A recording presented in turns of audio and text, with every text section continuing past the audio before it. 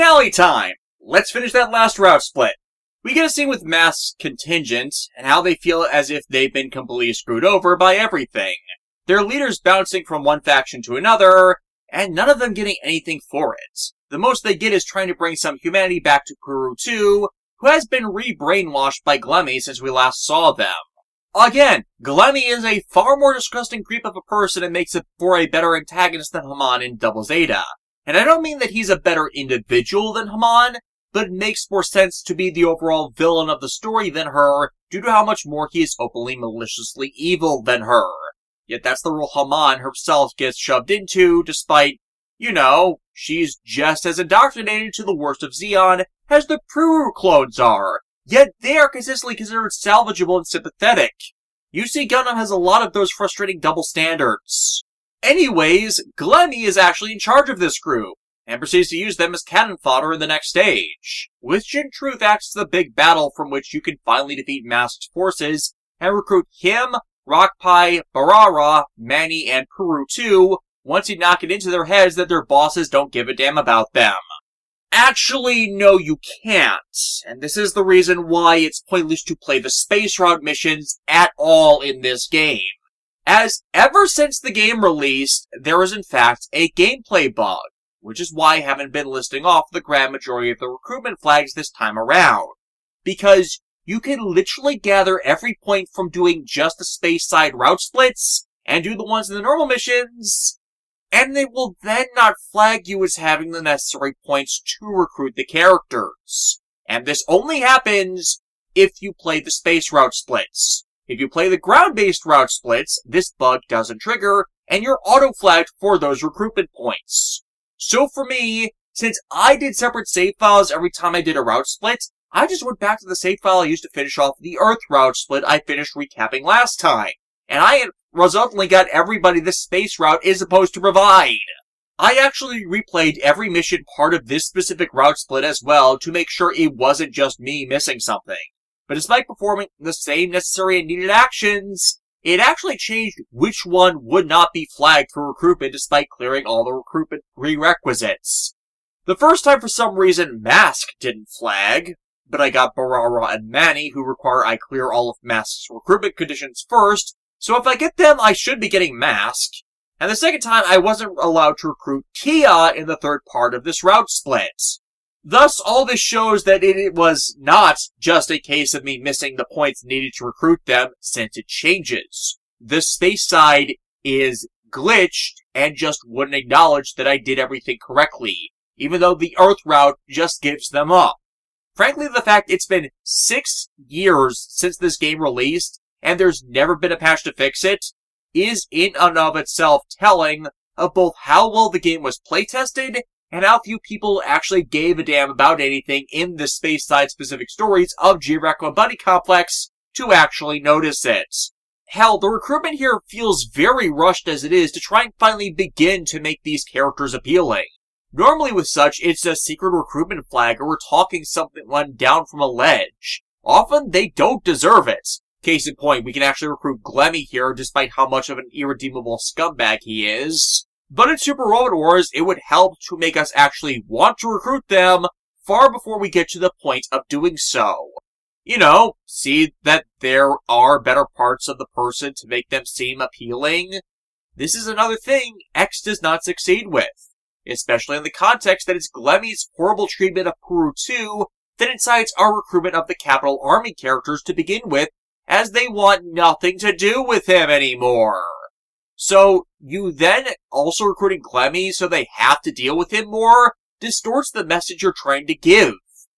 Especially as Judao attempting to give Glemmy a raising his suck speech once more highlights how this storyline is missing the point of what causes the Reguild Century to happen is the Federation government remaining in control as long as it does. Which is their fucking fault. The stronger beat in this is instead Peru 2 rejecting Glemmy outright, with her losing the will to fight against Judao and Peru simply because they treat her better. Which should present what an abusive asshole Glemmy is. But that again goes back to how we should really not be bringing him on board. But if you end up getting him to surrender, he just does. Though, as much as I generally like the Quint Mantha, seriously, the Quint Mantha is another of those mobile suits I am baffled has not gotten a high grade yet. I am generally happy that every time I had to replay this, I saw his face just explode when I beat his ass in with Rue Luca, as what Double Zeta tried between them was genuinely creepy. With that fight over, we get word of the Zogillians building an even bigger, more powerful Nectar cannon than the last one, which brings up a rather significant question. And that is the Nectarbillion that powers the cannon is a rare resource. The previous cannon model risked exhausting all of Zogilla's supply of such just firing at the times they did, and considering their entire army runs on that resource, depleting such to just fire the big gun seems like a really bad plan. As even if you erase your immediate enemy from existence, you lose as you have nothing left to fight with. It's like, you're trapped in a room with a guard that has no awareness of what you will be doing, and you have enough gunpowder for one stick of dynamite or a full set of bullets. Basic economic theory says you should make the bullets and headshot the guard to then use anything you have left against what might come after them, instead of trying to blow them up with dynamite, which leaves you with no resources. Overkill is only cool when you don't have to worry about anything else afterwards. This is all future Bizon's doing, as he at this point has taken over the entire Zogillan government, using future knowledge to sweep the competition to get him instated, which he really should not have. After all, the entire principle behind Buddy Complex's time travel is the original Bizon was transported to the past without awareness or understanding of what happened because he's that much of a fucking idiot. While it's easy to see him using what he knew of history to play things in his favor by which to move into a position of power over time, future Bizon having the specific details of everything before him to facilitate such grand manipulations, and that it's always been future Bizon behind everything that's gone wrong in the setting, thanks to his future knowledge and time travel, yeah, no, that's a bit harder to swallow, for the reasons I've explained before. A lot of Buddy Complex's events have to be independent of the group that is focused upon for them to even set up the initial cycle by which Bizon travels back in time, meaning the course of the war had to occur without manipulation by the secret admin group that future Bizon commands, to even get to the point where they'd have the tech that creates those tears in time. If their military strength and aggression all occurs because of Bizon, then we're still stuck in that time travel causality loop problem that Buddy Complex's content pretends is solved once you get around the Hina issue, as that was all a symptom of the problem, not the origin. Basically, Bizon, even his future self, can't be the big bad that causes everything, as then there's no origin point to Zogilla's aggression that starts the larger cycle. Moreover, the time loop has already been closed, so Bizon no longer has any future knowledge by which to work with. That all ended. His younger self should have been sent back in time already, so he's not working with anything he should already know in advance. Made worse that he's made it an instantaneously treasonous offense to object in any way to any questionable orders from the top, namely future Bizon himself, who has built this cannon primarily to kill stupid hair, as he knows that Embryo can't possibly be dead. I mean, he isn't, but a supergiant cannon wouldn't really do it either. The only reason the Discord Feather could work is that weapon destroys dimension distortions. Embryo's immortality is caused by dimension distortion, and the version of himself he sends to interact with people is nothing but a projection, so it's disposable, so the one future Bizon would fire that gun at wouldn't be the real body. Granted, as explained last time, this game changed that to dimension counterpart doppelgangers, which is not the same thing. But even then, this cannon would be worthless to actually doing that job. What this cannon would do, though, is devastate Alworth's surface and Wake Up End in the worst way possible, so it has to be stopped. But this again shows why making Cross-Odd facilitate and cause Buddy Complex's events like this was a really bad decision, as it entirely fails to justify future Bizon's actions. Him coming out in a giant Valley Answer unit that has the power to interfere with the coupling systems of the heroes? How is a good question since, again, the technology is based on the principles of quantum communication, and you can't interfere with quantum communication. That is its point! But yeah, this is the big villain reveal. And they immediately faceplant with regard to future Bison, because he is just one gigantic fucking man-child which you cannot take seriously for a fucking second as a serious villain, where the second he's interacting with the main cast, he devolves into being a petulant brat.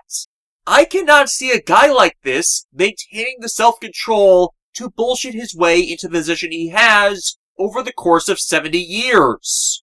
Granted, real life has a counter-argument to that belief, but that case at least showed a cult of personality be built around that jackass to give him his immunity from consequences. We have not at any point seen the same revolve around future Bison, where the emphasis on loyalty has been made towards the state, and not the person running it. I'm pretty certain by this point that neither Buddy Complex's nor its writers really understood how time travel, paradoxes, and parallel universe mechanics in fiction are supposed to work, as even the rationalization of events regarding branching timelines and parallel universes are a confusion of differing concepts. Causal loops and paradoxes do not occur in multiverse theory, as they don't create branching timelines, but overwrite events in a way that is self-sustaining. To start a causal loop is to isolate a timeline from branching to begin with. So to say that the Buddy Complex world was artificially prevented from creating branching timelines as they do here, which they then blame on Embryo, who, as discussed before, does not have such powers, is itself a contradiction regarding the fundamentals they are discussing, as their world should not have been creating branching timelines to begin with, merely by the very nature of the form of time travel they were experiencing. Granted, again, time travel itself is a fictional event, as far as we know. So real-world rules aren't as stringent, but when building fiction around it, there are still narrative rules, where you can't just shove every different type and means of time travel together and expect your explanations to make any sense. You have to pick one type at a time and stick to it. And yet, that's what I keep finding with Japanese authors that prefer to mix and match the rule sets they play with. But you can't play the Pokemon TCG with Yu-Gi-Oh cards in Magic the Gathering's Legacy format and then throw down an Imperial Dramon to declare Yahtzee.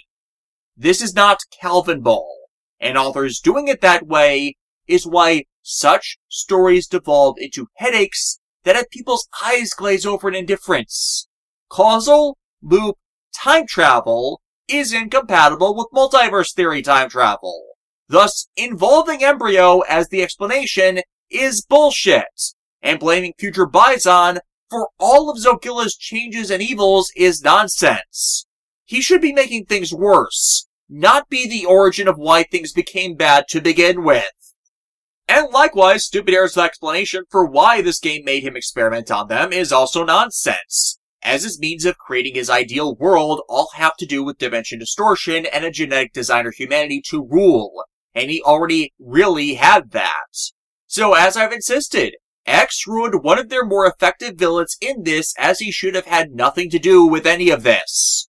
Worse, they've justified the position of Bison's malice that obfuscates the morals about hate making one empty, as now there's an excuse for his crusade. And really, it's done to make excuses for young Bison to become an ally in this. Shots from his unit distracting Stupid Hair long enough for him to transfer the data for the coupling system's standalone mode, which gets around the system jamming future Bison triggered through likely mistranslation as it's nonsensical technobabble, because that's basically what it all boils down to. But bottom line, use of this system allows Alba, Dio, and Hina to interlink at the same time. お前だけは絶対に許さねえぞ! ディオ、ヒナ! 分かっている。私たちの力を一つに!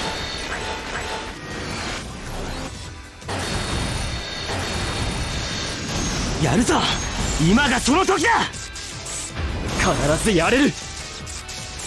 これで終わりだ。はあ。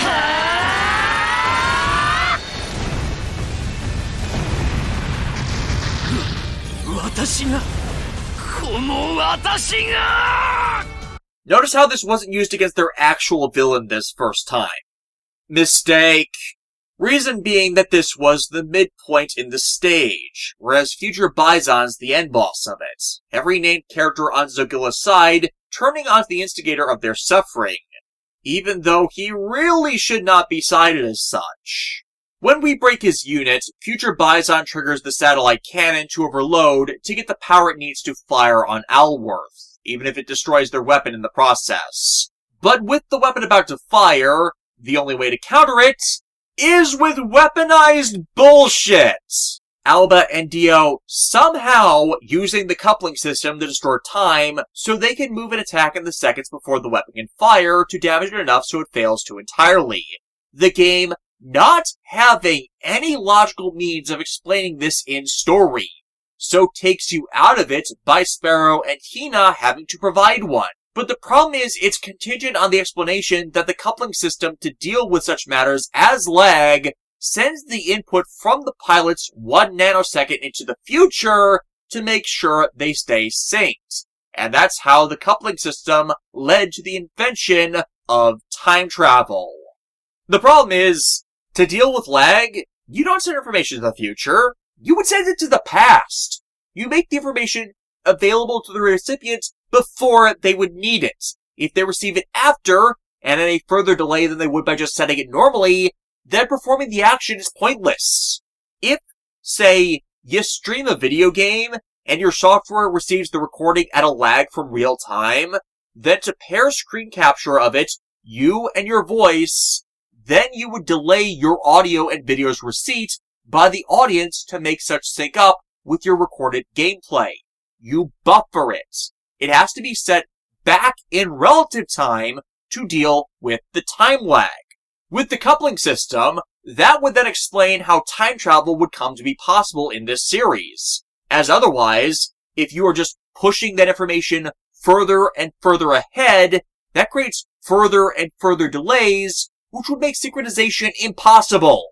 And here that explanation doesn't even make sense, as in order to stretch 1 second into multiple seconds and even minutes, you need to be adding physical, spatial time into the equation, which doesn't happen if you're just sending information in time one way or another, but only works if you're physically traveling back in time, which this explanation says is not happening.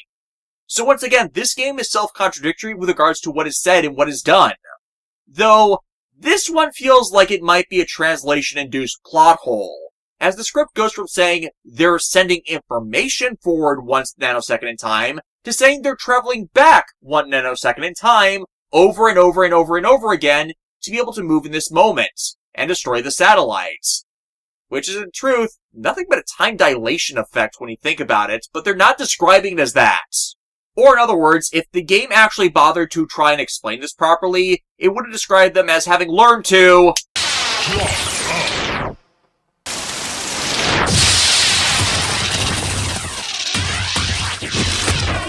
Kamen Rider Kabuto and other high-speed henshin heroes used it so much better than these two fucking dumbasses. Somehow, this allows them to open up a wormhole. Not a singularity, goddammit! That sends them into the Earth route split and their intervention with the embryo scenario. That is said, robbed the agency of the Cross-Ange cast for no fucking reason. But yeah, this is the complete end of Buddy Complex's relevance to anything, with it just being us dealing with the mess that is the Reconquista. Which can't even happen because we're in the wrong world entirely for it to take place. Not like X cares about that at this moment, depicting Kia as a battle freak that takes what he wants. And really, that's the most Tamino thing, to depict antagonists as idiots that undermine their entire argument. As when you negotiate with someone, you have an exchange where you can get what you want, and the opposing side will freely give it as long as agreed terms are met. To take what doesn't belong to you and what is not freely given, when it comes to physical territory at least, that is what starts wars. Which is what the stupid Taminoism is. as wars result from irreconcilable differences, and we have not reached a point where things are irreconcilable for them to jump to this. But for some inexplicable reason, they refuse to listen and talk. At least it's a diversion from what the expected is, at least, as usually the ones who aren't listening are the UC Gundam protagonists. As bad as G-Reco is, it's quite refreshing that for once the fault is solely on the antagonists when they're doing things that don't need to be done, which only hinder them getting what they want. The only things of note here are that Mask comes out for one final duel where if this flag's wrong, Mask dies. And for some odd reason, the Reconquista fleet pulled out the frickin' Alpha Azeru specs out of mothballs. And I don't see why, as the Alpha Azeru has to be one of the worst mobile armors from an aesthetic and design point of the Neo Zeon library. It makes sense in context to Char's counterattack. Zeon by that point was very short on resources. But honestly, this should have been where the Queen Mantha should have shown up, as the Queen Mantha is a much better unit. But the twist comes in after you defeat most of the Reconquista, which reveals, oh hey, the G-Reco characters are so overall lacking that they had to actually justify C-Book's inclusion in the F-91 Gundam by revealing that his big bad Iron Mask is also here. And we now have to defeat his mobile armor, the Rafflesia. Oh, name redundancy, we despise ye unless it's made into a deliberate joke. It was not here. I don't even know why they held him back for so long. Iron Mask isn't really notable as a villain. He got deluded by his family's bought title of nobility, came to think that gave him a right to rule over man. For some reason, feudal classes never made sense in UC Gundam with how it's structured, and he failed after he made one attempt to take over one set of newer colonies, but did so in the most ass-backward way, and tried to just wholesale slaughter the civilians that at worst would be neutral towards him. He may have had something more to him if F-91 had gotten a full series order, but the reason it didn't is pretty well known. Tomino pissed off the sponsors, and Bandai passed on it past the animation of the pilot episodes. As, frankly, his wipe out the excess of humanity and rule over the broken remainder after my Cullings plan was better executed by Schneisel El Britannia in Code Geass, as he only revealed his scheme once it was near the point of completion, and not as his opening gambit, wherein everyone will be out to stop him. But how does killing people make everything better? Look, I planned this. So explain it. Yeah, explain your great plan. He's been hanging back with Kampa, who even Iron Mask admits has nothing but half a brain cell thinking about anything he's done. Which says something about G-Reco's quality again, when even other half-assed villains in Gundam can legitimately say, wow, this guy is an idiot and my plans were better thought out. And yes, Iron Mask is trying to re-implement his population culling scheme thanks to everything he's learned about the future, making him believe it's necessary to prevent the bad end timeline that is the Reguild Century, and him taking advantage of Gundam Wing's drone technology of the mobile dolls to do it. Which is again an example of why comparing him to Char and making Char out to be the worst of them is wrong, as Iron Mask doesn't care about who he kills, whereas all of Char's actions were motivated towards the goal of freeing an oppressed people from a cycle of victimization the heroes were enabling. I genuinely think that had F-91 gotten more of a series than the film its pilot was turned into, it would have subverted many of my problems with UC Gundam. As while Mask is a deluded, selfish dumbass, he's the kind of selfish dumbass one has no qualms about being taken down, as he'd only make things worse by replacing those who are the problem with just himself. And Cecily's pushback against him is more engaging as a result, as she openly rejects this blatant inhumanity. Granted, this was a Tomino production, so for all I know, it being cancelled early to have the sole film cut of the pilots and plotline that we have prevented the worst of his producer-mandated tropes from infesting the end products. But having a villain I actually hate be treated as the proper villain, I can more easily be on board that than one whose goals are more virtuous than they're given credit for, even if they are gone about the wrong way, or a villain that the story refuses to treat as such. The problem here is more that Iron Mask is only being introduced now in the final act, and he's now being used to represent the malice of all the alternate worlds when, yeah, those are big shoes that Iron Mask just cannot fill, as everyone here is just plain done with this nonsense. Frankly, I'm disappointed Lelouch isn't here to point this out, but Char fills his shoes quite well in condemning Iron Mask that, like Schnizel's redux of this plan far later, all Iron Mask's plan will do is lead humanity to the very stagnation that it claims to suffer from during Reguild, just with a different person in charge.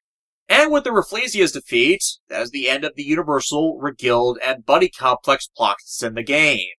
The group's meeting up as Nadia's taken aboard the Red Noah, the arc Gargoyle's been trying to turn into a superweapon, with Nadia resisting his manipulations for the moment. Her flimsy resolve waning the more Gargoyle tells of how the Atlanteans are a precursor race species that were responsible for the genesis of the rest of humanity. Again, Stargate has more in common with Nadia than the Disney Atlantis movie. It is a very distorted history, however, all stated the way the Gargoyle tells it to try and sell the idea that it is the Atlanteans' right to rule over all, which ignores that not every human population draws its origins from Atlantis. Hell, it's very likely Gargoyle is miscrediting the creation myth of humanity, and they actually developed independently of Atlantean influence. But bottom line is he's trying to get Nadia on his side with these lies, as well as Nadia's elder brother, Neo, as the last he, Marianne, Shot, and Embryo need to begin their world recreation scheme, which in turn distracts once again from Waltru reaching Mount Sokai, even as he breaches the barrier to that location. Marianne teleporting onto the ship to gloat as Gargoyle uses the fully operational Red Noah, which of course looks like a flying saucer, to attack us. Gargoyle activating its warp drive, which transports everyone to the ruins of Tartessus, the last Atlantean originating city, that 10 years before Gargoyle destroyed, and cornering us with Gargoyle's entire fleet intending to crush us. Marianne and Stupid Hair leading their forces. Oh, and since this is the last stage in which Stupid Hair was featured, I am contractually obligated to do what X didn't, and return Anja's agency to her by event killing the rapist. 私に支配されることの何が不満だというのだ。人間だからよ。支配をぶっ壊す好戦的で反抗的なイレギュラー。それが人間なの。私の愛を理解できぬ女などもはや不要。何が愛よ。キモい髪型でニヤニヤしてて服のセンスもなくていつも車に構えてる恥知らずのナルシスト。女の扱いも知らない1000年引きこもりの変態親父の遺伝子なんて生理的に絶対無理。チリに帰れ。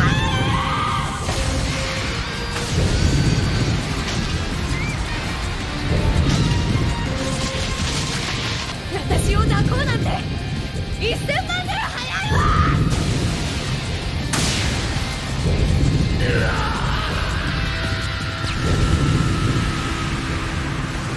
But yeah, back on topic, the game acknowledges at this point Code Geass's original canon, where Marianne and Charles were supposed to be erased from existence at the end of their confrontation, and not just absorbed into the collective unconsciousness. X does not answer this contradiction, nor does it need to. Resurrection, however, did need to do so to explain why Charles could still be active inside the consciousness despite having lost his means of affecting it at all. But that's that movie for you, where half the important details were in a pamphlet handed out in theaters instead of the movie, and even those details didn't fix shit. But why it doesn't harm X is because Marianne's reason for being here is more straightforward. It is to cause conflict. If Charles were here, she'd fall into line with her husband, but her acting on her own to bring him back? As said, that grants her the actual agency she was previously denied in Code Geass's series itself, and it gives her a chance to show her own skills, as it allows her to act as a much harder foil for Lelouch. And thus, this is the climax of that, with him finally having a proper confrontation with the mother that gave him life, but discarded him like used tissue in favor of her own selfish desires. Now the one critique I have of this battle is Jeremiah. As I went into before in the Code Geass reviews, Jeremiah worshipped Marianne, and now she is their enemy. And even if Jeremiah has sworn loyalty to Lelouch since, there is no canon material that implies he was ever made aware of what she did. And the story isn't all focused on any conflict he may feel over that. Would have actually been a credit to his character overall had they given such. Hell, this is probably the only time since the stage he was introduced in that Jeremiah has actually been able to do anything in this story. As this stage has its tact point requirements, require you have Marianne be fought with every Code Geass character. Suzaku has no purpose being here at all, and I do his part of this prerequisite without getting him any levels, so yeah. Anya from this gets closure due to her former profession. Cece has something of a role here in finally, officially breaking her former contract, which she never did in series. And Callum is Lelouch's true Knight of Zero and Queen. So her role in taking down the former Empress is a given, which contrasts how different the two actually are. Though even this game lampshades how deeply Sunrise screwed up the pair's paramour status with unwanted and undesired ambiguity. But Jeremiah's former loyalty to her, I feel that required something more than a restating of his fealty to Lelouch, especially as his fealty to him is born from his fealty and failure towards Marianne. But yeah, this tact point event ends with Lelouch being the one to finish off Marianne. Poignant because Lelouch is not the best pilot, and Marianne is only canonically trumped in that ability when you don't factor supernatural bullshit that Bismarck and Suzaku use by Callan. Well, if that's the case, then what about that pair working together to defeat her with a team attack? 決着は我が手でつけるぞマリアンヌこれでチェックメイトだ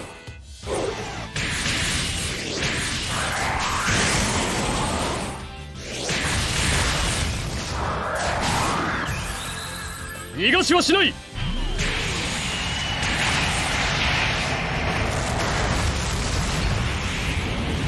悪あがきもそこまでになさいルルーシュお別れよルルーシュ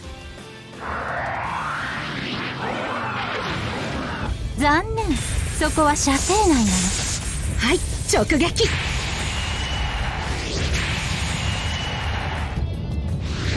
相手の損手先を読めばたやすいことだ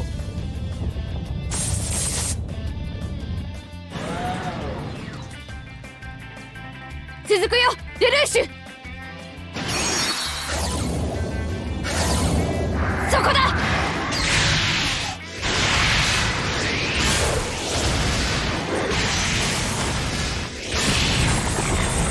直に叩き込むいいわあなたの勝ちってことにしてあげる私は自分が信じる正義をやるAnd yes, I love that the game lets me do that pretty much from the first stage that they are together. It's not a formal combination attack, but it is the closest we get, and no other two characters in the game can so easily team up like that. So it drives the point home that she cannot win, and yet maintains the advantage as Alworth allows her to manifest her Geass-drumming spirit in a corporeal form, one that cannot be stopped by anything Lelouch can do. Restrain her or use Jeremiah's Geass Counselor, she goes spirit and escapes. Find a magic in this world that can bind her? He can't keep that on her at all times. What could he possibly do to her that would stop her from her crusade to revive from death her beloved husband? The man she has given everything for, who defined her very life, which continues beyond even death. Yeah, about that. We have reached the precipice to why this storyline is in every way superior to Resurrection. Why Okuuchi and Taniguchi didn't possibly consider this path instead of the idiocy with Zikistan, I will ever know. As what happens here just plain writes itself. どきなさいルルーシュ自分が何をやろうとしているか分かっているの無論だ今度こそお前をそしてシャルルジ・ブリタニアを完全に消滅させる。実の親をその手にかけるの？俺とナナリーを捨てた人間の言う言葉か。お前とシャルルは自らの目的のために俺や世界を踏みにじってきた。その報いを受けてもらう。ルルーシュビ・ブリタニアが、いやただのルルーシュが命じる。マリアンヌビ・ブリタニアよ、シャルルジ・ブリタニアに関する一切の記憶を捨てろ。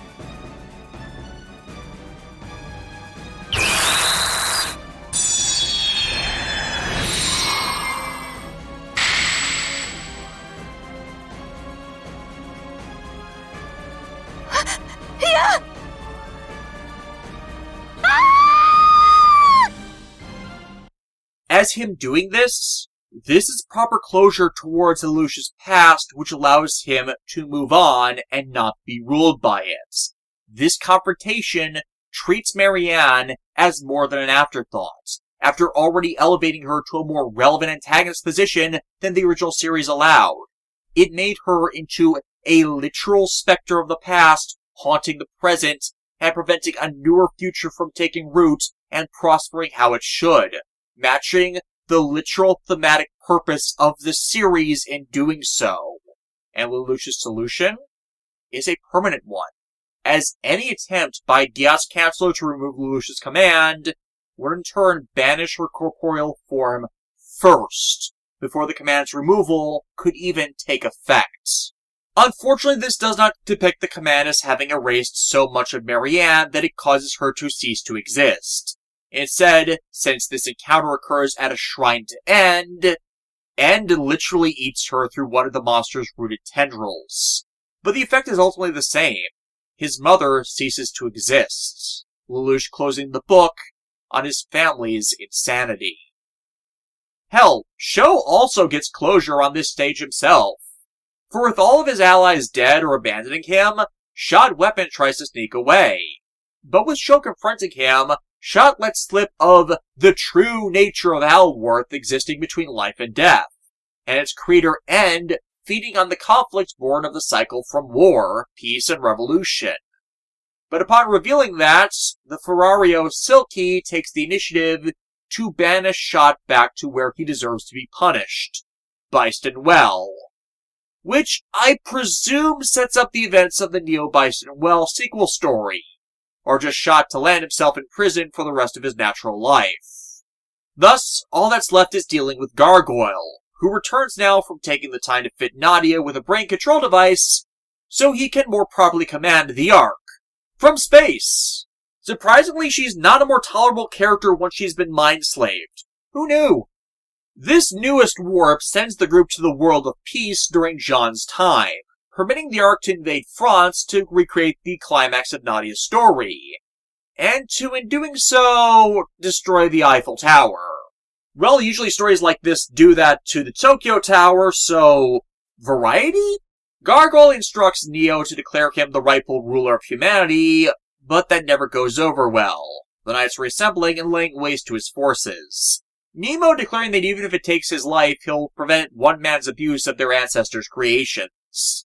Though this fight is made no easier by the Keepers shoving their nose into this matter, this being Selric's doing to eliminate Amari and her supporters once and for all.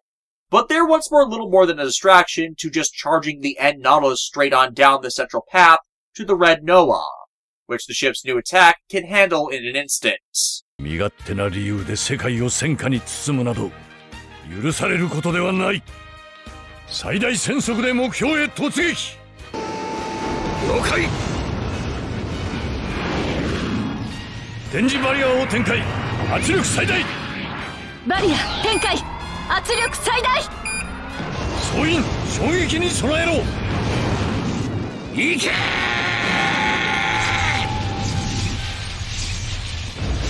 カモン！オーバーブレストを使え！はい！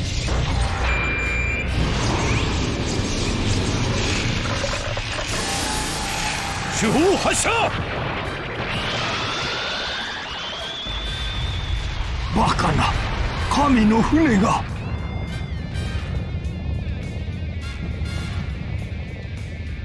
Even then, the Red Noah was a colony ship, and those things are deliberately built to be tough. So even the small amount of penetrative attacks aren't going to destroy it. The Kraton diving into the damage of the hull to just smash everything the tiny tank can get in range of, delaying the actions of the Red Noah long enough to let everyone else smash their own ways inside. Jean and Nemo leading the charge to save Nadia, which is where Gargoyle, proclaiming himself a god, puts Nemo on trial for not controlling the humans when he had the power to, like is their right, even though Gargoyle has none. The madman ordering Nadia to shoot Nemo to prove his absolute control over her, and in turn prove the Miyazaki-isms of the series and how weak, pathetic, and cruel humans are. As Gargoyle, as said before, is not an Atlantean, so every condemnation he makes of humans over Atlanteans is just a self-descriptive sin. He turned Nemo's son into a literal puppet, and is doing the same to Nadia, even when Nemo himself promotes the best aspects of humanity as their advocates towards a man that doesn't understand how wrong he is. As I've said before, Nemo himself is an interesting character. It's just everything has to do with his daughter that bogs the series down.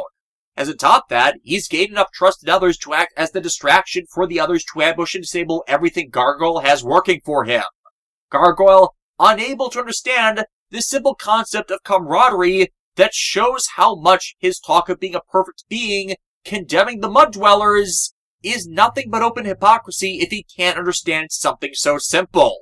Though while Nadia has not even attempted to resist Gargoyle's commands, Neo himself has been waiting for such a moment himself to gather and use his will to stop Gargoyle, using it to break the control device on Nadia, and with it Gargoyle's command over the blue water, and by proxy the Red Noah, but at the cost of what life Noah had left within the cybernetic shell he'd languished in.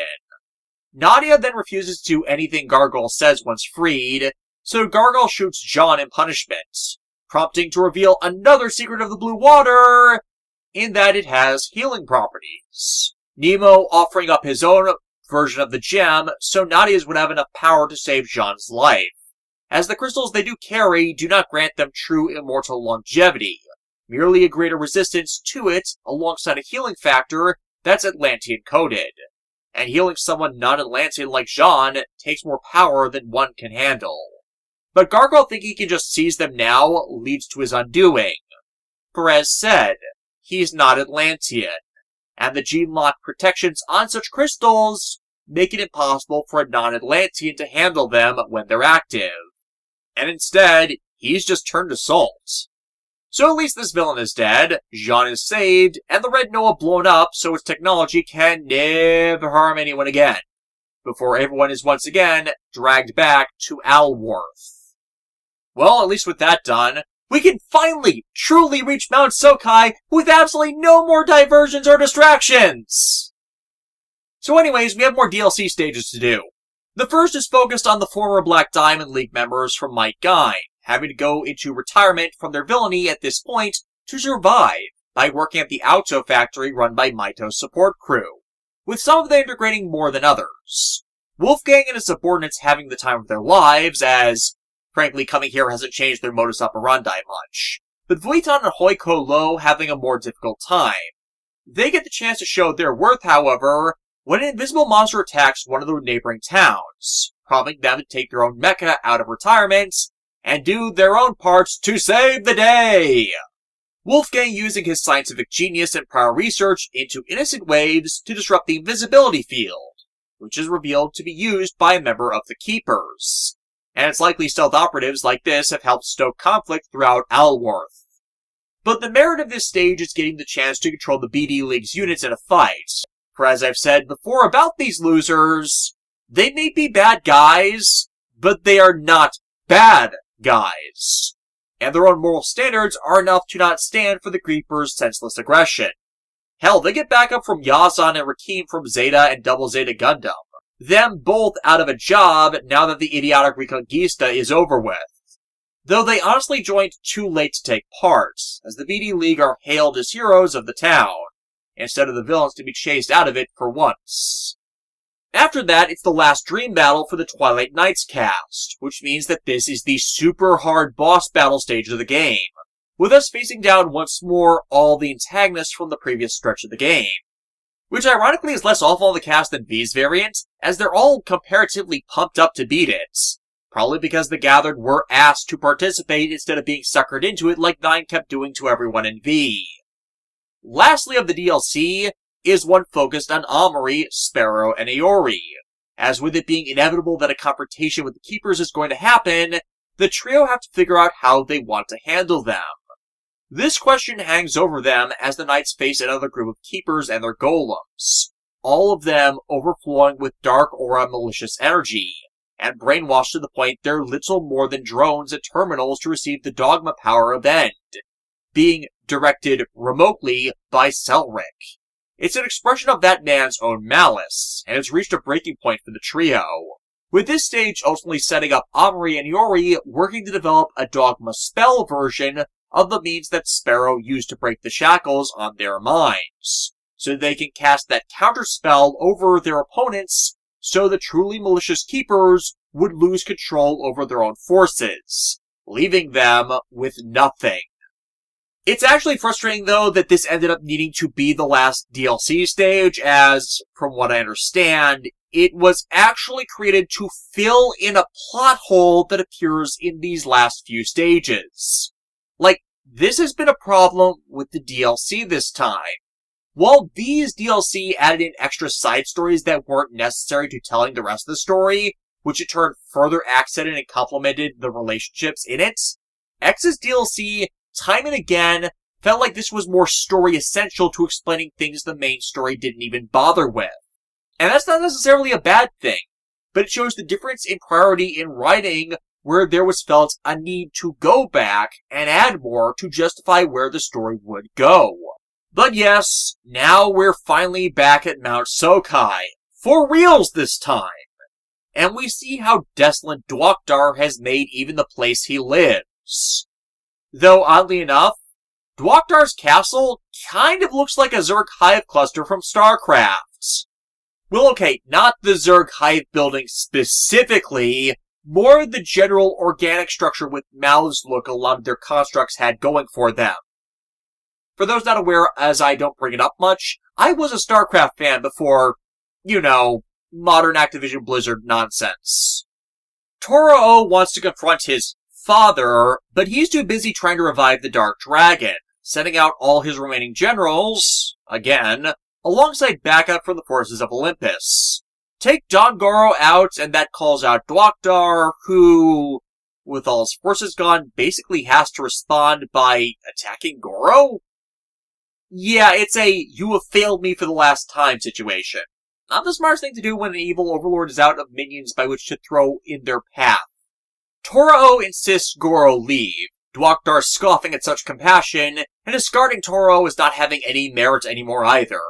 Hell, the only reason this isn't already an end-boss fight is the Emperor of Darkness from Massacre shows up, intent in assisting in the revival of this Dark Dragon, which they finally succeed in. Dwokdar riding it into battle against us.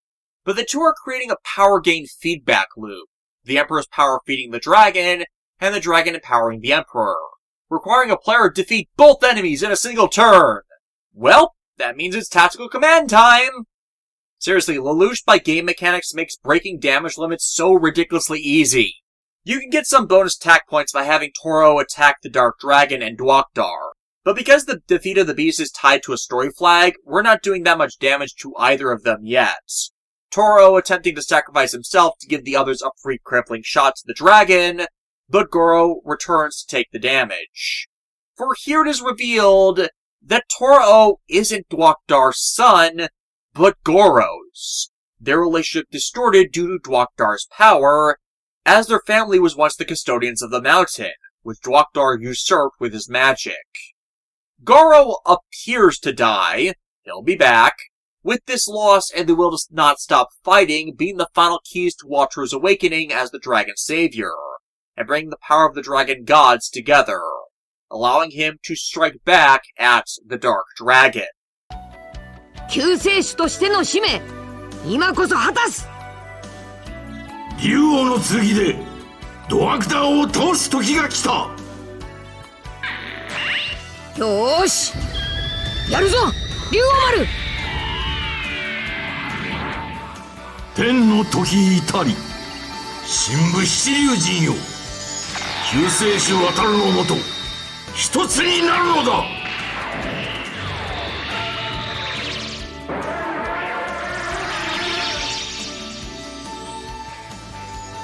みんなの希望を僕が背負う。行くぞ龍神丸。うおー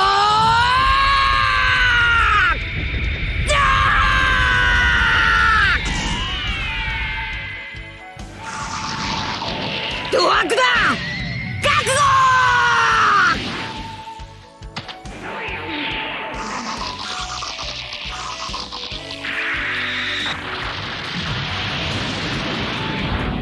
うわ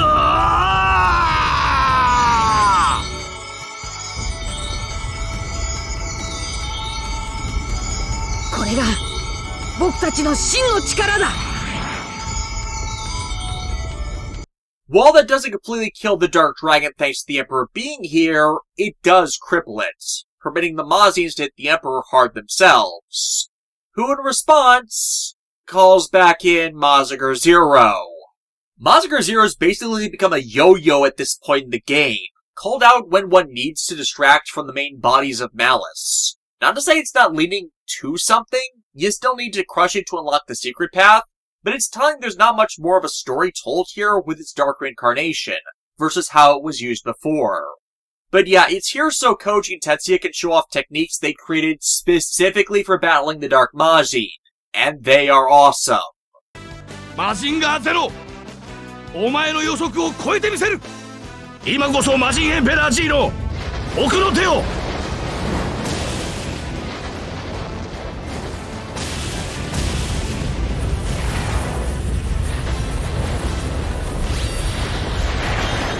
エンペラーオレオール変形完了。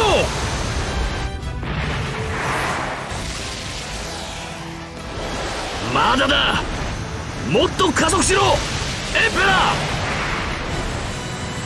超必殺オレオールブースター G。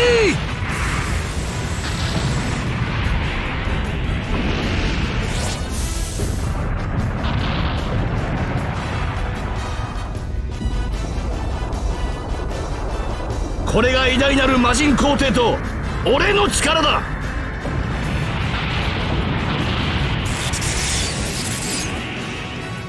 可能性の光を見せてやるぞゼロ。俺のカイザーの全てをぶつける。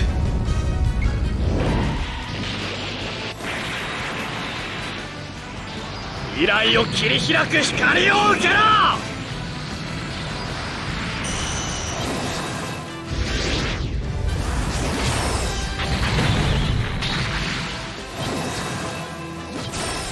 魔人パワー全開。カイザーオーバー。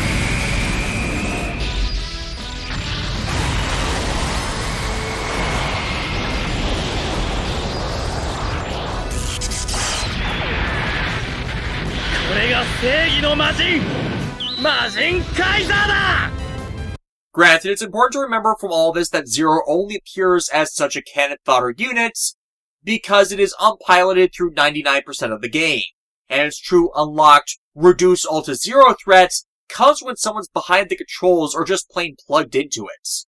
So yeah, after that exchange, hit the Emperor of Darkness with a Twin Mazine Emperor attack to unlock the secret path true ending of the game, with the power of these enemies' dark aura fading from the world.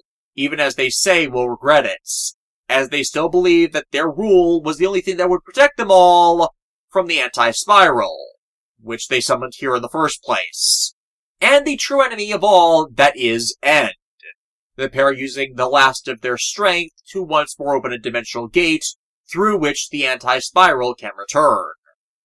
In response to which, Simon just says bring it, as it will call back the woman he loves to this realm, so he can save her as well.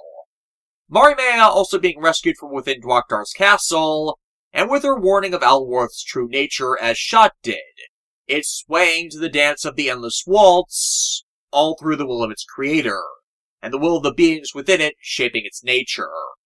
The will thing that's been getting introduced here as a power all on its own is a rather late story patch to explain how many characters in the game have gotten their units back. Case in point, Watru turning that clay doll into Ryuji and Maru's mech. The Lancelot and Gurren were pretty heavily damaged/destroyed at the end of Code Geass. Or the aura machines appearing immaculately, them being recreated in Alworth because of a need for them forged through will. This also would have explained Marianne literally cloning Anya's Mordred. The problem with that one, though, was that mecha cloning happened in Stupid Hair's pocket dimension, and not on Alworth. The thing is, relying on will might seem like a bad advice, but one has to remember that this is a setting with spiral power in it, and spiral power at its core is just weaponized willpower. And speaking of weaponized willpower, Simon supporters have gotten the Cathedral Terra rebuilt and reformatted as the Choginga Daiguren. And yes, I say it that way because Choginga just rolls off the tongue better than Super Galaxy.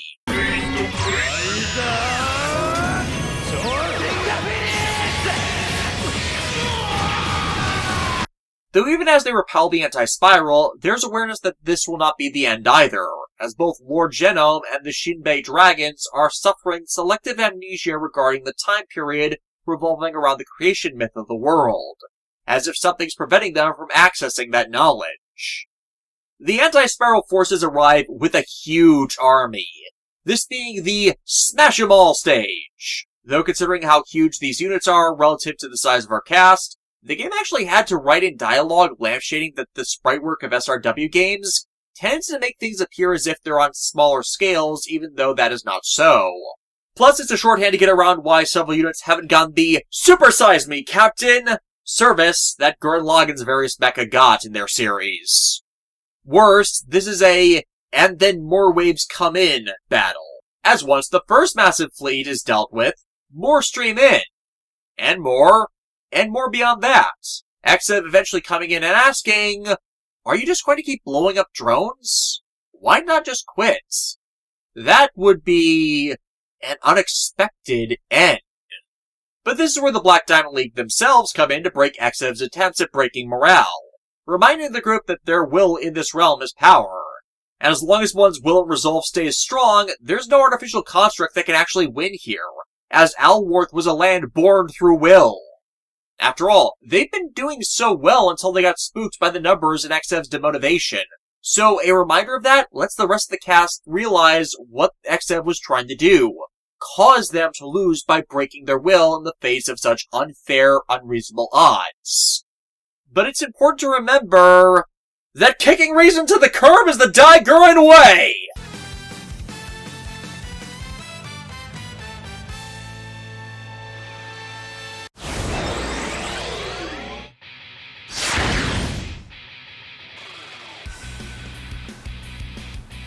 「どんなデカブツだろうと俺のドリルがぶち抜く!こちらは気にせず好きなだけやれ!そうさせてもらう!」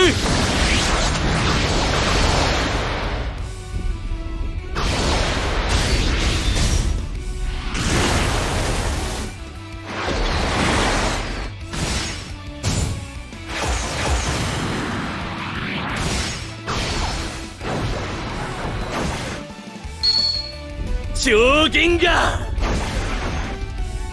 ギガドリルブレイク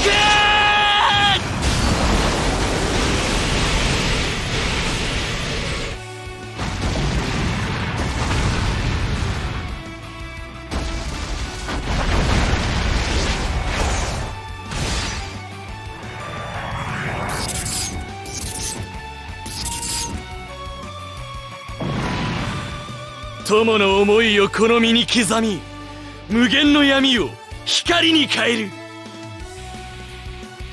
天上天下一気闘神上銀河グレンラガン人間の力見せてやるぜ I freaking love that mech. I'm still waiting on a playmo of Tengen Toppa. Anyone? But as we finish off the last of the forces sent by the anti-spiral fleet, we have an incoming message from the big giant head. The anti-spiral representative tells this group of the danger of unchecked progress they fear, banishing those who have potential to the multiversal labyrinth, which is in actuality all in people's heads. Designed like that so people will wander in this artificial consciousness construct, playing out meaningless fantasies until they naturally die out. All of them none the wiser as meaningless trifles occupy their time. Simon dreaming of a more peaceful world where he could have been with Kamina. One that as consequence never grew into the man he became. But for those who seek a future of freedom and one who has undergone the hard lessons that invoke personal growth, such distractions are worthless. Granted, X doesn't play things out quite that way. Only Simon is swallowed in the delusion. The rest of the group just trapped in an empty void to rot for however long they live. Or until their spirits break, whichever comes first. And even if they make an attempt to escape, there's a karmic vortex that will swallow them once they run low on power. So there's presented as no way to escape. Which is where Selric comes in to, in his own way, break them out, on the terms they swear loyalty to him, and give up the Zelgard and Sparrow to him so he can become the proper founder, which none of them will do. But this permits the game to expose that Selric is suffering from dogma backlash, a state keepers suffer from when they use dogma that is far beyond their capabilities. With it twisting their perceptions, and in Selric's case, his condition is caused because of End using him as a puppet. He wants them to work with him, however, as End created Alworth in the first place as a haven against the anti-spiral, which End fought against in ancient times. But considering End's nature as a multiversal parasite, that explanation is a bit suspect. It's a moot point, as Exev, as a being of darkness, has no issue entering a realm where light does not naturally exist. The mad executive intending to finish us all off himself. Selric joining him in the assault, as we have no way to possibly escape from this dimension. Anj and the Vilcus? Anyone? Discord Feather pops dimension distortions like this and can open gates out of them. Hello? Anyone? It's a moot point, though, with them being stuck in battle. Exev having become even more powerful in a realm absent of light.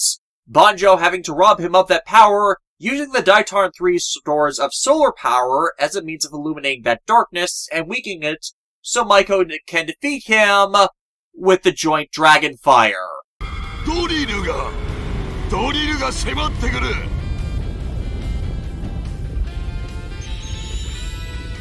Yeah, I forgot to put Joe on the field during this fight, so I'm uncertain if this event would have played out differently like it did in V, where the Goryu deployed. Regardless, that inspires Kitan to take one of the spare Gigadrills of the Gurren Lagans, and in his King Kitan unit, recreate the circumstances of his death to try and tearing a hole in this dimension that way. And it doesn't seem to work. Selric gloating that this has cost them more and more of their allies by resisting, which pisses Amory off to the point of just straight erasing him from existence. Or rather, I should say, his ability to cast magic.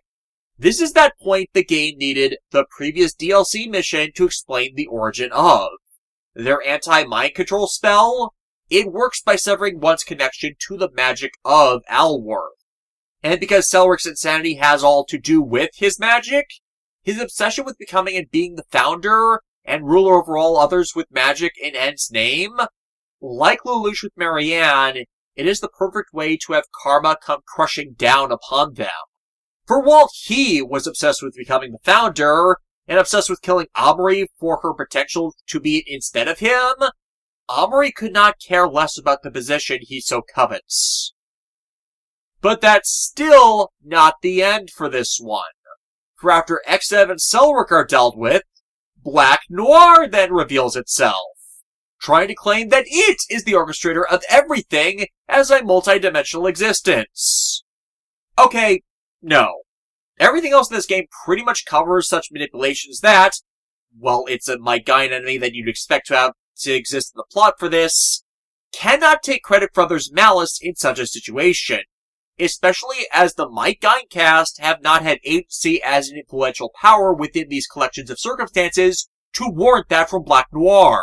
So in this case, while it is justified in V, it's just this entity bullshitting his claims to power in X, as whatever masterful story-controlling scheme it may have had would have been entirely subverted the second everyone started being sent to Alworth.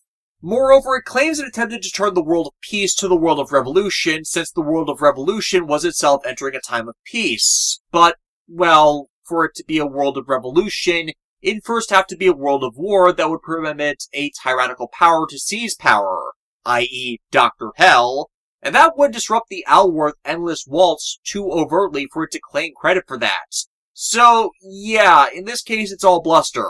Proven by Banjo Haran returning from beyond death to fight again, though before you ask, no, Kitan stays dead, but it's shown his own actions were not in vain, as Kitan's attack did puncture a hole down at the depths of the karmic vortex, at the bottom of which has been sealed Simon, this allowing him in turn to break out, shatter the stability of this dimension space, and prove once more that whatever claim Black Noir makes, he is no god.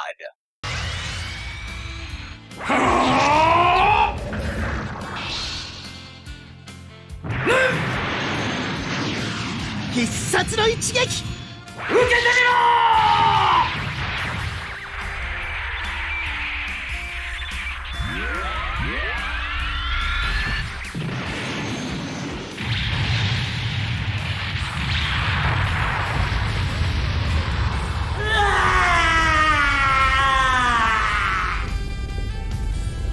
The anti-Spiral representative is shocked at this, as it believed that from observation through Nia, it had finally come to understand Spiral races to be able to finally kill all of them off. But as was my point far earlier when I discussed Gurren Lagann as a series, you cannot understand things that you continue to fear and hate, as that fear and hate blinds someone to the truth of them. And in this case, that truth is that the anti-Spiral's own actions force forward the Spiral power evolution they so fear, for the sheer fact that the Spiral power only grows in the face of conflict, and settles in times of peace. By attacking them as they have only forced the very circumstances they sought to stop, and that has at last blown up in their amalgam consciousness's face, as Simon drills in at last to rescue his love. And thus, it is time! 全員突破グレン・ラガン俺たちも誰だと思っていやがる We are literally fighting atop galaxies right now. Why could more of this game not have been about this? Though the game once more backs up what I said about Gurren Lagann's final form, the entire battle that features it does not exist in a real universe, but a pocket one. So Tengen Toppa's actual scale as a mecha is massively distorted from what it's supposed to be. At most, it's likely as big as, say, Jupiter or even the solar system, but not take up an actual tangible fraction of a galaxy. The scaling from mecha form to mecha form just does not make sense otherwise. Hell, in X this is all scaled down farther and more evenly. The arc Gurren and Choginga Daiguren in X are shown to be smaller than the dimensions the anime content tried to depict them in. The arc Gurren relative in size to roughly a super aircraft carrier, and Choginga ostensibly around the size of Manhattan or even Rhode Island, instead of the size of a moon. So in turn, that makes Tengen Toppa even smaller relative to everything else. And that's something I actually like, as the par dimensions people claim Tengen Toppa to operate at is just ridiculous. Though while Tengen Toppa has been scaled down, everything else has also been scaled up, harnessing this realm's power of will to make this grand fight finally be on even terms. The anti-Spiral creating their own Tengen Toppa mech to crush us, but that not going well for them, as literally every character that fights the anti-Spiral just telling him to shut up. And its reasons are no different in the end than anyone else we fought here. And its excuses for harming others are pathetic in light of how universes are capable of being created as well as destroyed, as that's a self-sustaining cycle. They got so focused on the preservation of civilization as the hallmark of the universe, that they missed how they are not synonymous with the universe itself. Their logic is fundamentally flawed, as it's all based on nothing observable or demonstratable. Speaking both on limitless growth being destructive, but also the limits of the people it oppresses. that goes back to that one truth. It is contingent on fear. They try to break Simon's resolve by revealing that due to Nia having awoken as an anti-spiral messenger, that ending their existence will also mean that Nia's life will end. Which is something I never quite got.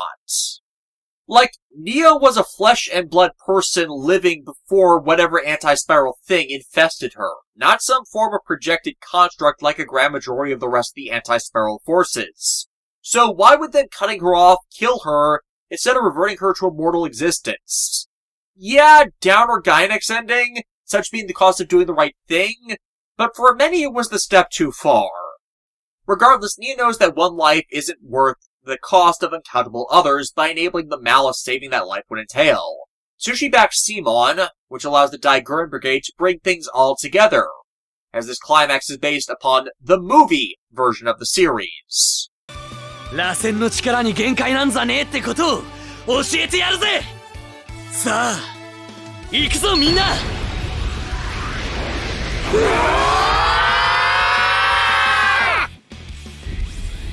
まずは私が行きます。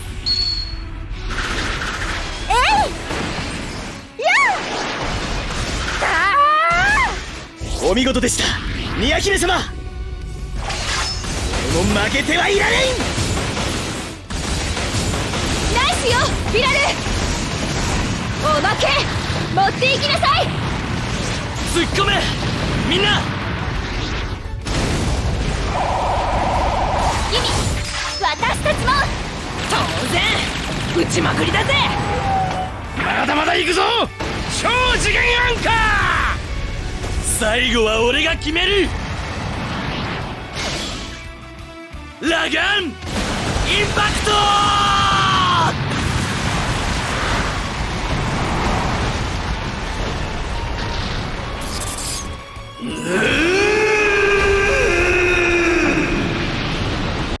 Even then, it refuses to go down, now summoning from beyond the dimensional void Mazinger Zero one final time, with Mazinger Zero's AI properly woken up, with it declaring it will devour everything and reduce all of existence to zero, with the anti-spiral cheering it on?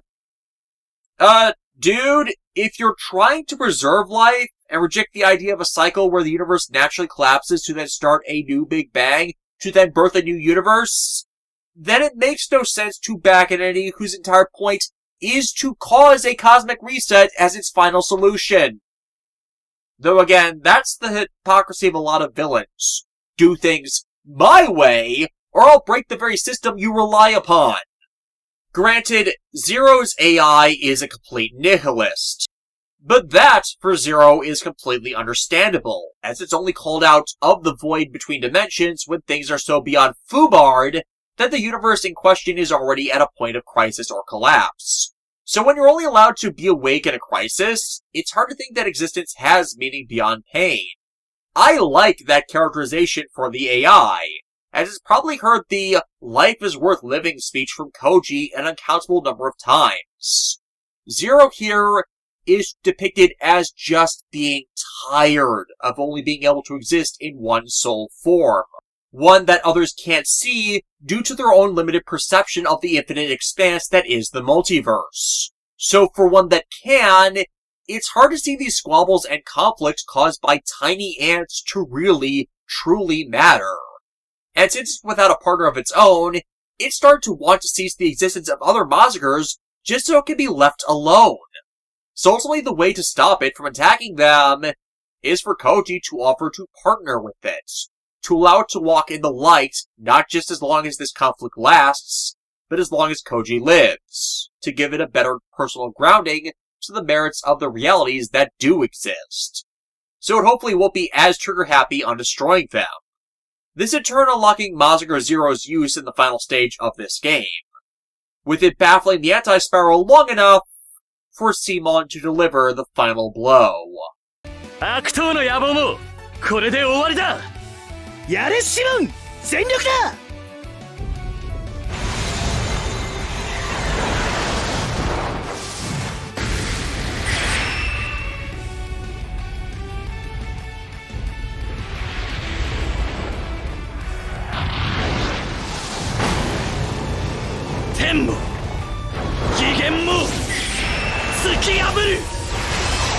ガドリルブレイカー。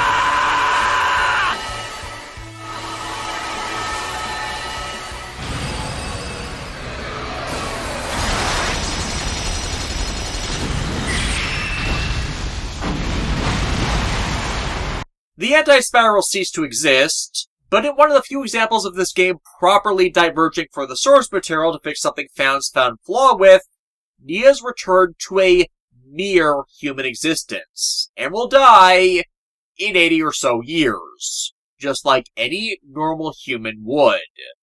Thus, the knights return to Alworth in victory, only they forgot something. And that is that End is their true enemy, and even without Selric, is still commanding the Keepers. End's true awakening only accelerated by Selric's connection to it being severed, and thus is draining all life from the world. It is easy, though time-consuming, it taken me literally 18 minutes, to wade through these final golems to actually get End to reveal itself, its voice reverberating in their heads before End pulls itself out of the planet, which shocks everyone that hadn't previously connected the giant world-eclipsing tree to the enemy pulling their strings. Omri and Lelouch connecting this thing's power to what they kept sensing in the Keeper's shrines and temples. While some characterize him as an enemy to all in this, End sees it as courteous enough to explain that it eats emotional and cosmic energy. But unlike the Shinbei gods or the higher order entities, End's food, as explained before, comes from conflict, and the way it feeds is by creating the pocket universe Alworth exists in, wedging it between the realms of life and death, and drawing people to it to feed on it. In some ways, this is compassionate, to draw people with bad ends to a place where they can have a new life. But when it's only done to drive them into conflict so they may be fed upon, well, as said, that's what a parasite does.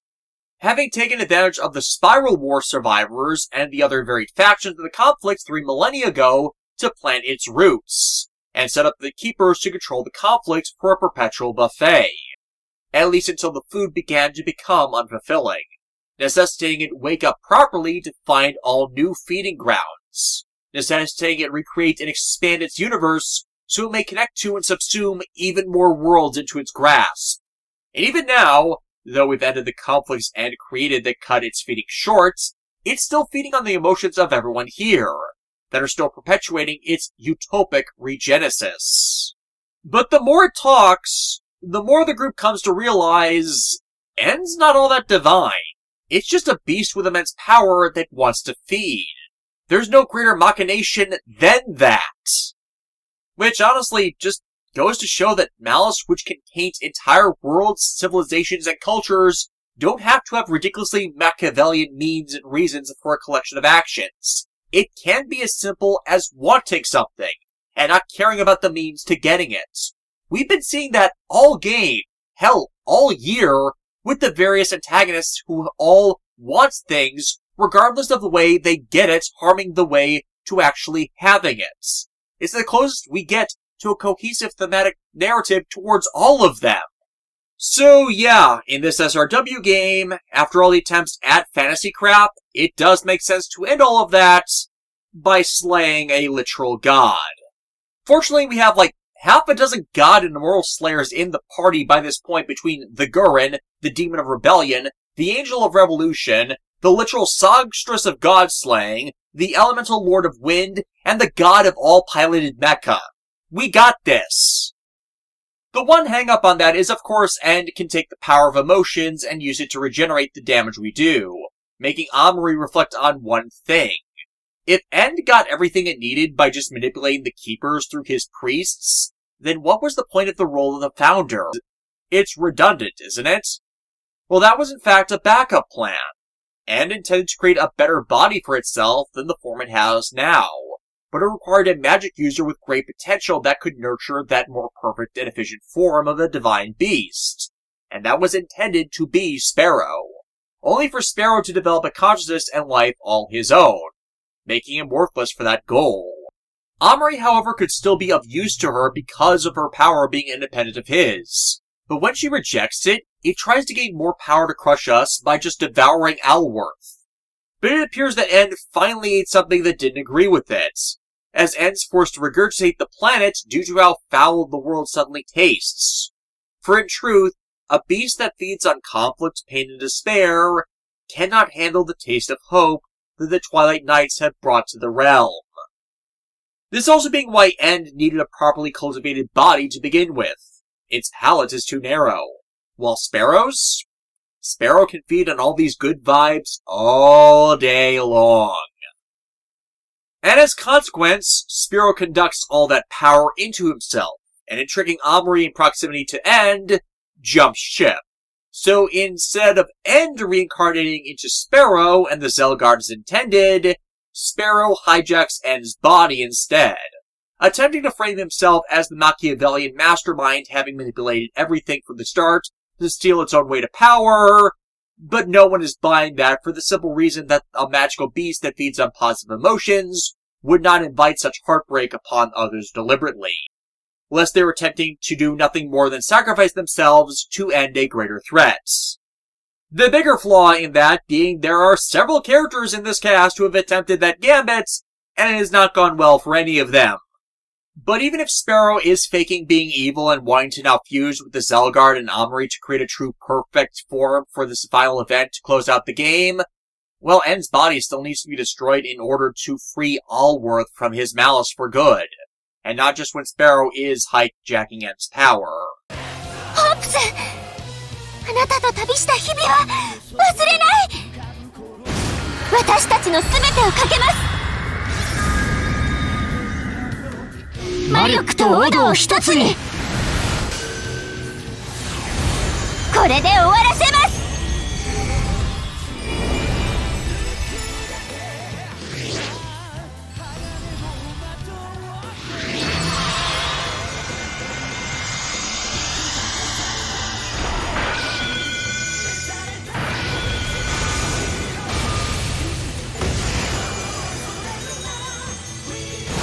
全てを生み、全てを滅ぼす。こ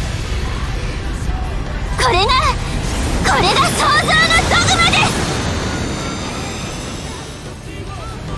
勇気が、希望が、私を満たしていく。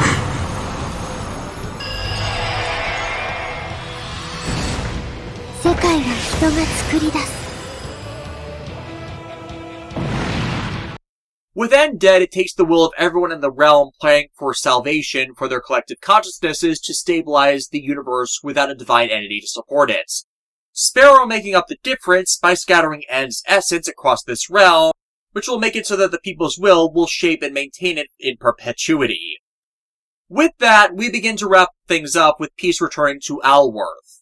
Simon getting a sit rep on the other nations before rushing off to his and Nia's wedding, Anj offering aid to her sister Sylvia, who's gone full guerrilla fighter in the wake of the entire Mana civilization, losing the power of their magic, now that Aura's been freed, in exchange for a few concessions regarding the treatment of the former Norma, with Anj even getting an actual apology out of her sister this time. You get 1 point for that, X, but you're still in the negatives for how garbage you treated their tale.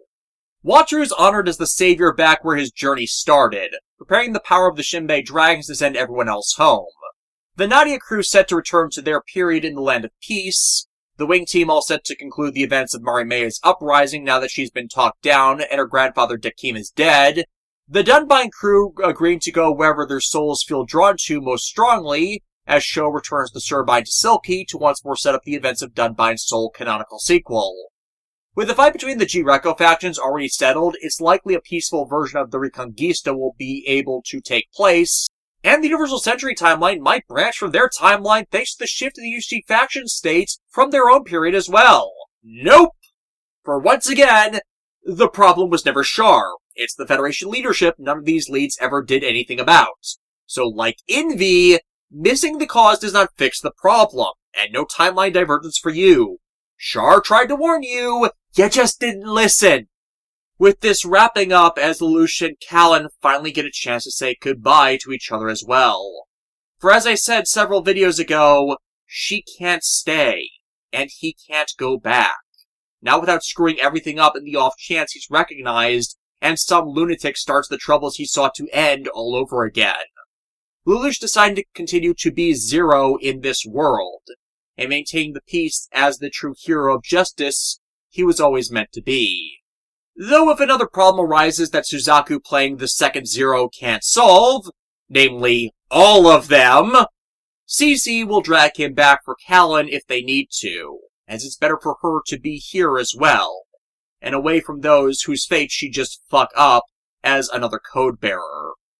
With the farewells said, Selric, who is revealed as alive and repentant for his actions once the mind-screwing on him was removed as well, sends all who want to return to their world's home, leaving Amari, Iori, and a revived Sparrow to now lead a reformed group of keepers in bringing true peace to this world. As while Amari and Iori aren't returning home as well, it's because they feel they have a duty to make sure these mages won't go astray again. At least, much like Lelouch, for as long as they can. 始まりのアルワース。神と獣、光と闇。過去と未来が集う世界。それは永遠。大地は人の思いを吸い、生と死の狭間に浮かび、誰にも知られず世界は回る。すべてはそこに生きる人々の未来への願いとともに。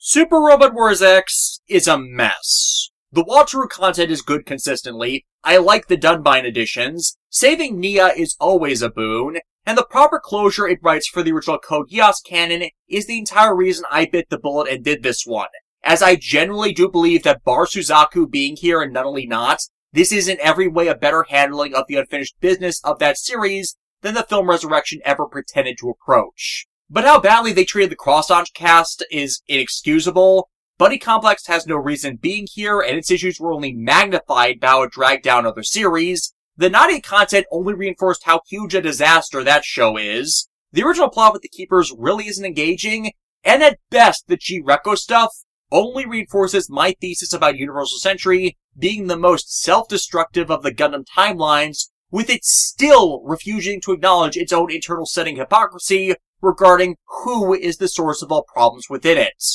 A lot of what is done here I feel wasn't given the time and thought it should have to do what they were attempting correctly, backed up by how a lot of these storylines have no proper conclusions and just stop, which is likely what caused it to be the worst-selling game in the franchise, and among those most debatable in its overall merits. Had they subbed in Rayearth for Buddy Complex, I do feel they would have had more material to work with that would have gelled with the magical world isekai story they were crafting with this to make Alworth a stronger, more fleshed-out setting that would have played more into the ultimate culmination with end at the, well, end.